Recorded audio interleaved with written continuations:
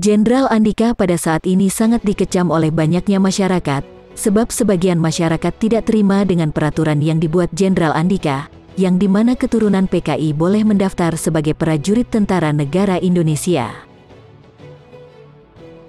Untuk tidak terimanya peraturan yang dibuat oleh Jenderal Andika, banyak orang sampai memasang spanduk untuk ditujukan kepada sang jenderal.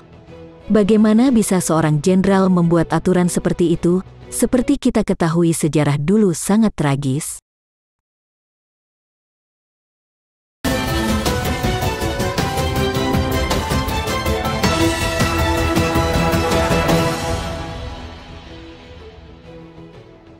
Kedua adalah ajaran komunisme, Marxisme, Leninisme. Itu yang tertulis. Keturunan ini melanggar TAP MPR apa? Dasar hukum apa yang dilanggar sama dia? Jadi jangan kita mengada-ada. Saya orang yang patuh peraturan perundangan. Ingat ini. Kalau kita melarang, pastikan kita punya dasar hukum. Zaman saya tidak ada lagi keturunan dari apa, tidak. Karena apa? Saya menggunakan dasar hukum. Saya rasa sebagai warga negara yang dilindungi hak konstitusinya itu adalah hal yang tidak masalah. Tetapi ini kan juga belum tentu diterima karena harus melalui serangkaian tes yang dilakukan oleh pihak TNI.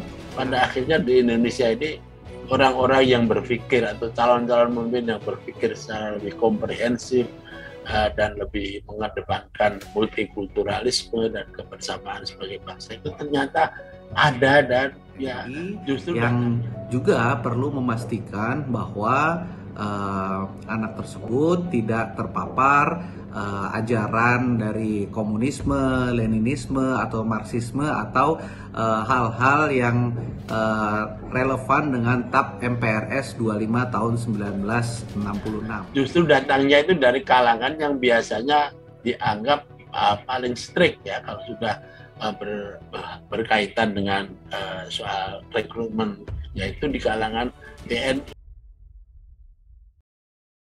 Langkah Panglima TNI Jenderal TNI Andika Perkasa membolehkan anak keturunan Partai Komunis Indonesia, PKI, mendaftar jadi prajurit TNI mendapat apresiasi.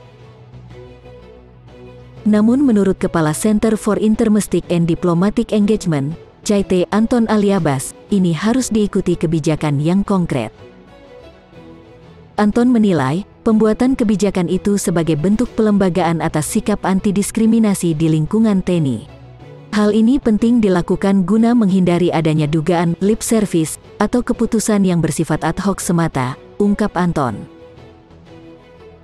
Anton menilai, pembuatan kebijakan itu sebagai bentuk pelembagaan atas sikap anti-diskriminasi di lingkungan TNI. Hal ini penting dilakukan guna menghindari adanya dugaan lip service atau keputusan yang bersifat ad hoc semata, ungkap Anton. Selanjutnya, diskriminasi juga terjadi karena calon prajurit berlatar belakang di TNI, Permesta dan organisasi pemberontakan lain tidak mendapat tafsir berlebih seperti PKI. Anton juga menyebutkan, pelarangan keturunan juga berpotensi melanggar HAM dan UUD 1945.